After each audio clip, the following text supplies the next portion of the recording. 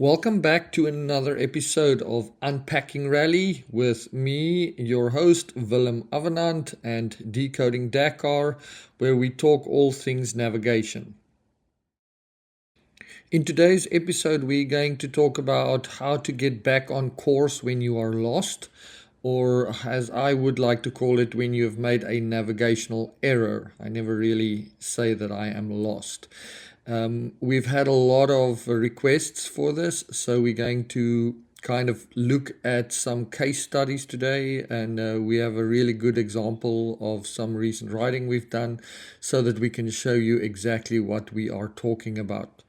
Obviously, this is just a video. We do offer in-person and online courses, so that is by far the best way to learn. If you're keen on doing Dakar, if you're keen on getting involved in the sport, please reach out to me and I would be happy to assist you in getting started in Rally Raid. Before we jump in to how to find your way back when you are lost, please consider subscribing to my channel. It's absolutely free, it doesn't cost anything, and it helps me create content that's relevant for you guys. So the wider I cast the net and the better I get the word out, the better exposure I get, and that really helps the channel and it helps me. Thank you so much. Let's jump right in. If you've not seen the video about what a waypoint is and how it functions, I would highly suggest that you go and have a look at that on my channel. Understanding what a waypoint is and how it functions is crucial to understanding this video.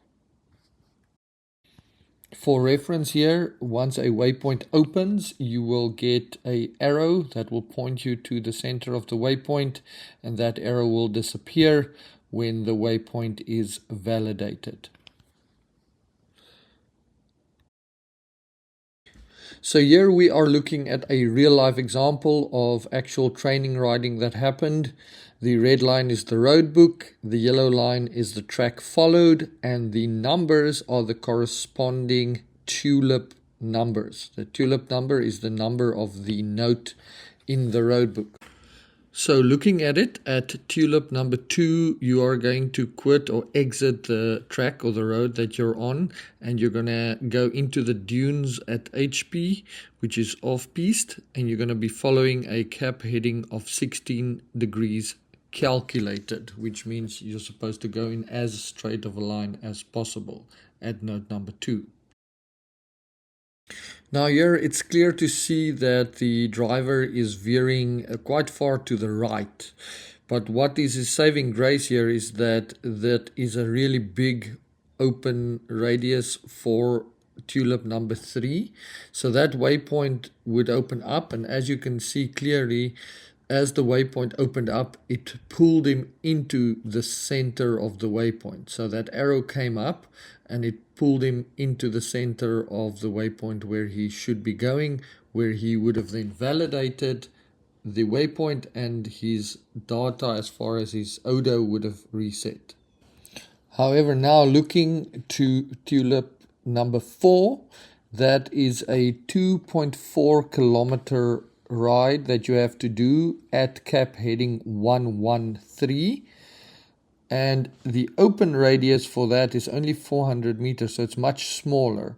So this creates a scenario where the driver or the rider has to pay very particular attention to their cap heading, and it's not always possible in the dunes to follow your cap heading directly, especially in small dunes. They tend to push you to the side and force you to a certain way. And also riders and drivers have a tendency to either pull left or right. That's just normal because we're dominant to one side. Now in dune riding, you're almost always going to be over your distance. This is for a variety of reasons. One, here you can see how you zigzag. So again, because of the dunes, you go left and right, adding distance. And also you will add distance going up and down dunes. So in dunes on off-piste sections, you will always be over distance. And it is highly recommended that you always carry on for a set distance further than what you think you are, because you will always be over distance. That being said, it's really hard to gauge how far over distance you are because you do not have reference points.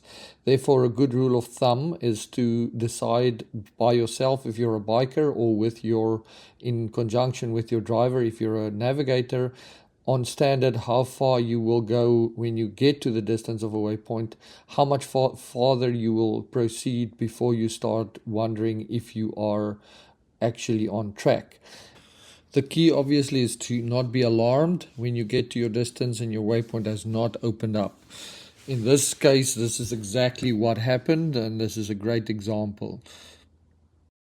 So in this example, at 7.11 kilometers, the rider thought that he was at his distance, but the waypoint didn't open up. So instead of carrying on straight and letting the waypoint open up, as far as the understanding or the concept that you will always be over distance, the driver thought that maybe he is lost. And what we worked on then is how to find your waypoint if you are lost. Now, if he had just carried on straight, the waypoint would have opened up and it would be no problem. But this is why this is a learning experience. And this is the kind of stuff that we train and practice when we're out in the field with our roadbook camps. So as you can see, the driver by this time, because of his drive from tulip 2 to 3 and because of our work together, realized that he pulls to the side, and he had felt that he had pulled a little bit to the left because clearly he did pull to the left at the start section from 3 to 4, but then he actually crossed over more to the right. But because he thought he had pulled to the left, he went and he made a circle to the right, hoping that he would open a waypoint. However, again, the waypoint here now didn't open, and the good thing now is at least he knew that if the waypoint isn't to his right, it needs to be to his left, and therefore you can see that straight line where he basically went to his left, and as he went to his left, the waypoint opened and he was able to validate it and carry on to the next one. So now the waypoint is validated and he has to turn at 341 calculated for a distance of 3.74 kilometers to the next waypoint. He knows that'll be good because the next one is a waypoint. So looking at what happens here, you can see that he starts very good on the line, but then he veers all the way to the left, and we want to unpack what's happening there. So in this case, he started off really good at the cap and he made sure that his cap is great. But then he noticed that the terrain is really difficult and tricky in that direction. And further to his left, he saw a much better, easier line. Now this stuff is really more advanced type of navigation. But looking at that, he realized that if he veers to the left, he's going to be traveling at a much straighter line, not so zigzagged, and at a much higher speed. So we made the decision together to try this and say, okay, we know what the cap should be. Let's go left and use the path of least resistance. And then we're aware that we're keeping way to our left. So once we reach our distance, we're going to bear completely right. And that should, in theory, open up our waypoint for us. So when we reached the set distance that we were supposed to travel, we took a hard right. In this case, it was about 80 degrees that we were following once we turned right, because we were following 341 and then we did a hard right. So around about 80 degrees we followed, and very, very quickly after we turned right, the waypoint opened, and that was really, really good, really satisfying feeling. And then so from 5 to 6, that's pretty much textbook. You can see how good that line was. No major things there. And then from 6 to 7, that became interesting again. So you will notice in the road book, we I warned about the distance from 6 to 7, that there's holes and that it's choppy and tricky. So I wanted to see if we could find a way around it. And again, this is veering into advanced navigation stuff, but this is a great example of how you can use the terrain to your advantage. Now the key here would be to look up and ahead in the road book. So I'm seeing that I have to go at 151, many drops and holes, and then I'm going to get a waypoint, which again helps me with navigation, but that waypoint would be at a power line.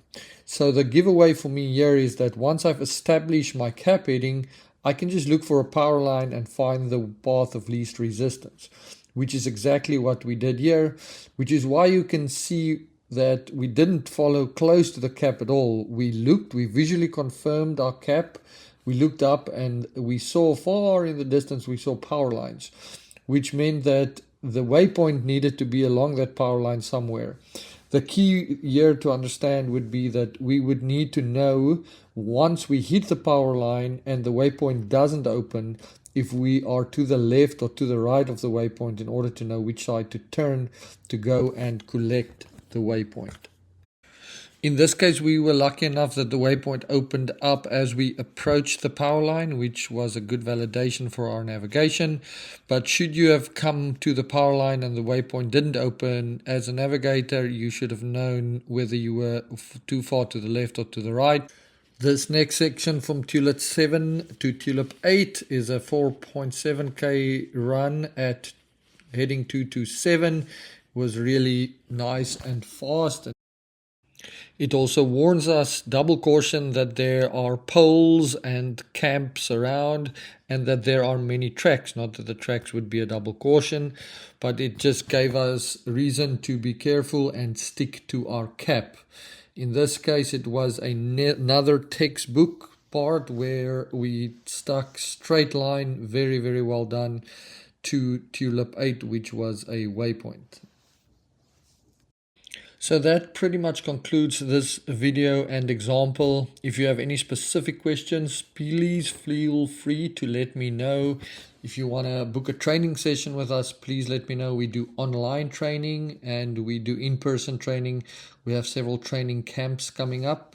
So whichever way you want to learn, please reach out and let us know. Also, if you want to see something specific in a future video, please reach out and let us know what exactly you would want.